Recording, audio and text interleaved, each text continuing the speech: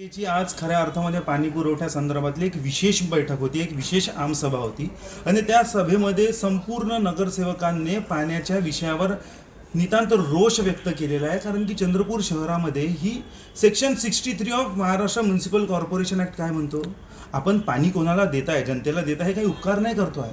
Section 63 म्हणताय की चंद्रपूर शहर महानगरपालिकेची ही नैतिक जिम्मेदारी आहे की तुम्हाला जनतेला शुद्ध पिण्याचं पाणी उपलब्ध करून देणे, आणि याच्या चंद्रपूर शहर महानगरपालिका सपशेल फेल ठरून राहिली आहे.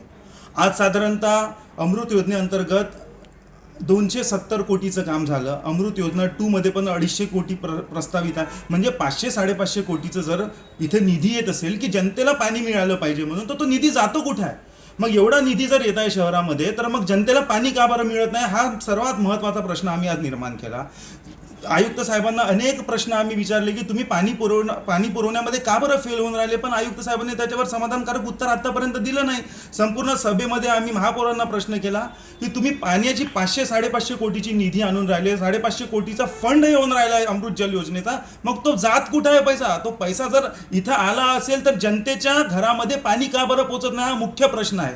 आणि मी तुम्हाला सांगतो की लवकरात लवकर जर या पाण्याच्या समस्येचं निराकरण केलं नाही तर आम्ही तीव्र आंदोलन केल्याशिवाय राहणार नाही. आज विशेष सभा सगळे नगरसेवकाचे प्रश्न होते का शहराला पाणी मिळाले पाहिजे आणि जल ही जीवन आहे आपण म्हणतो त्याप्रमाणे.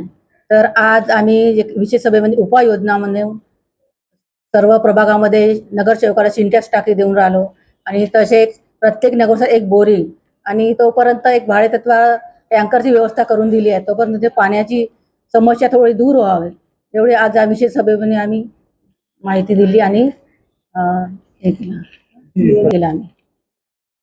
नगरसेवकाला सिंटेक म्हणजे 2 नगरसेवकामध्ये एक सिंटेक दिलं प्रभागामध्ये आणि बोरिंग प्रत्येकाला एक बोरिंग म्हणून.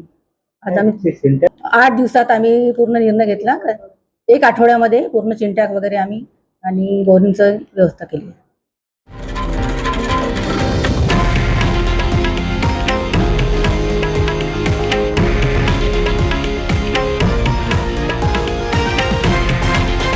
हे आहे देशातील नंबर 1 न्यूज नेटवर्क आणि आपण पाहत आहात TV9 मराठी, एकमेव.